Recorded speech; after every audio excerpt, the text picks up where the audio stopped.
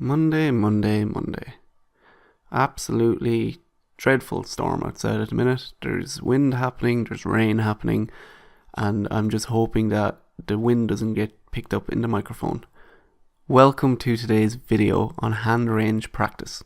The reason the video is paused is for me to welcome you to the video, but also because the first person acts, which we are about to see now.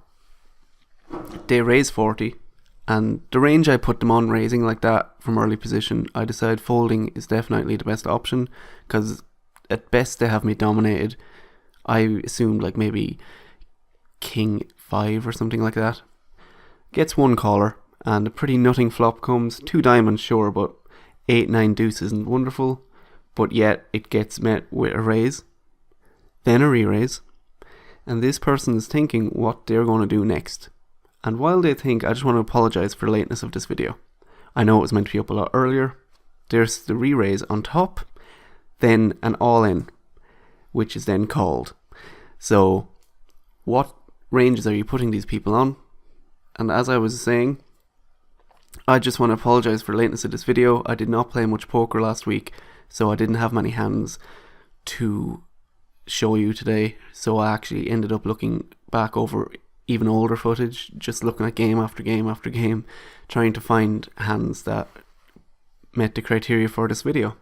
And I have 4 for you here today. That was the first one, and this is the second, Queen 9. I thought, I definitely want to see a flop with a Queen 9. I could make a run, I could get queens, it's an alright hand, but then when someone raises 320, suddenly my equity has just fallen down a hill, and I need to get out of this hand as quickly as possible. Everyone folds except one person. We see a 5-4-2 flop, pretty nutting flop really, but yet it gets an all-in, like instantly. No messing around, and then it gets called. Very strange. So I have a Jack 2 here. Oh, actually, interesting thing about this Jack 2, and this is just want to teach a little thing here. I didn't fold because I had a Jack 2. Now I know you're looking at it thinking, well, obviously you folded a Jack 2.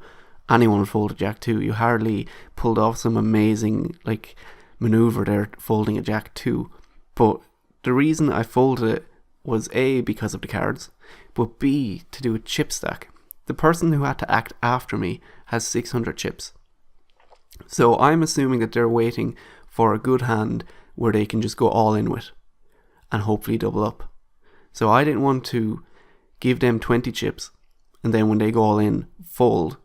Then next time, maybe the same thing happens. Then next time, maybe the same thing happens. Suddenly, just from me alone, in 3 hands, they're after gaining 60.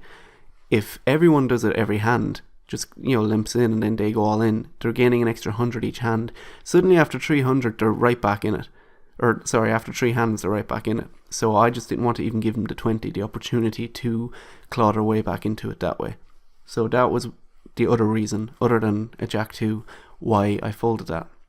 And I was wrong. They didn't go all in, but they did raise it to 120, which I obviously wouldn't have called either.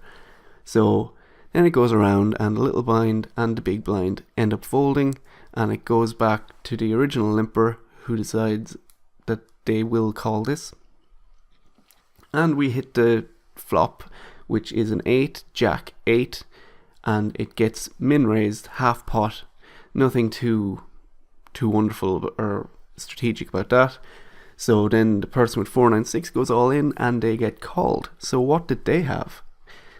Interesting. I have a 6-4. I thought, I want to see a flop with this. I can possibly get a run. I have a 1 carder here. Not too bad. But then, when it got raised, I said, no, definitely not worth it. The flop comes 6 Queen 7, 2 diamonds, but pretty nutting flop really.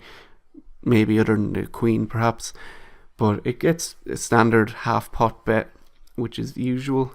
Then a Jack comes on the turn, and the original raiser has to think about this for a second, but then decides a half pot bet is the option to go for. Then they get re-raised by someone who didn't go all in, they just re-raised, which really baffled me because they only left themselves 220 behind.